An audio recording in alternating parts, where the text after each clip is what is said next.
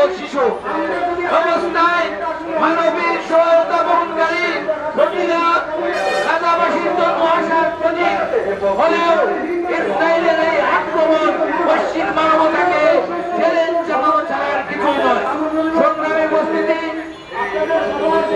আমি আজকের এই বাংলাদেশ সিভিল সোসাইটির আজকের এই বিক্ষোভ সমাবেশ থেকে এই গ্লোবাল খেলোয়াড় প্রতিবাদ ও তীব্র প্রতিবাদ জানাচ্ছি। গাজাবাসীর পক্ষে জাতিসংঘ, ওআইসি সহ আন্তর্জাতিক সংস্থাগুলোকে গাজার বাসবস্থান করার আহ্বান জানাচ্ছি।